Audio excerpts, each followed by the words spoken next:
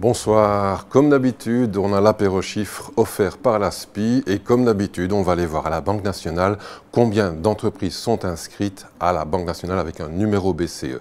Alors au niveau de oui, on est à plus ou moins 2% dans la province de Liège, soit 3 900 entreprises inscrites à la Banque nationale sur les 17 000 plus ou moins de la province.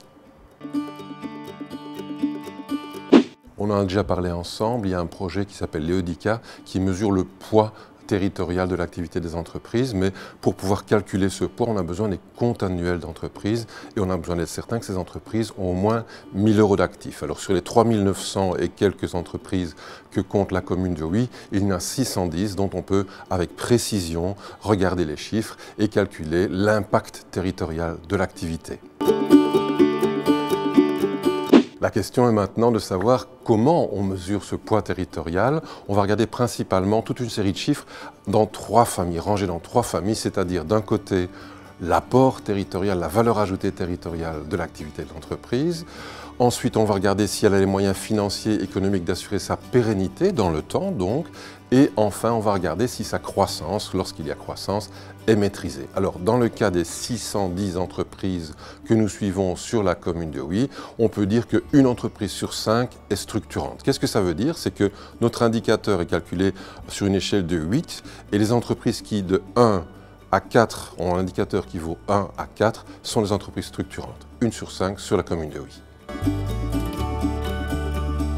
Le chiffre suivant est en forme de question. Il y a 1% des entreprises de la commune de Huy qui sont membres des pôles ou clusters de la région wallonne. Alors à quoi c'est dû? Moi je donne les chiffres, on les regarde ensemble. Peut-être simplement est-ce dû au type d'activités qui sont présentes et aussi à la taille des entreprises que l'on trouve sur la commune. On va le voir tout à l'heure avec un autre chiffre. Ici, c'est un petit cocorico, excusez-moi, mais il y a 5 parcs gérés par l'ASPI sur la commune de Huy. Et dans ces parcs, les entreprises qui sont suivies par le projet l'EODICA dont on a parlé, eh bien 74% des entreprises présentes dans les parcs sont structurantes, c'est-à-dire qu'elles ont une valeur de 1 à 4 sur une échelle de 8 au niveau de leur rapport territorial. Alors, comme à l'accoutumée, on va parler d'emploi direct et d'emploi indirect. Le REI sur la commune de Huy, le REI moyen, c'est 2,1. Ça veut dire quoi? Ça veut dire que pour un emploi dans une entreprise, il y a quelque part ailleurs, pas obligatoirement sur la commune d'ailleurs, 2,1 emplois générés. On le sait, la création d'entreprises est une problématique importante chez nous en région wallonne. Dans le cas de la commune de Huy, si on regarde depuis 2014, il y a 8% des entreprises qui existent aujourd'hui qui ont été créées depuis cette date. Quand on étudie une commune, la taille des entreprises a évidemment, dans ce cas-là, de l'importance. Et dans le cadre de la commune de Huy, on remarque que 94% des entreprises sont des TPE, c'est-à-dire des entreprises qui ont moins de 10 personnes.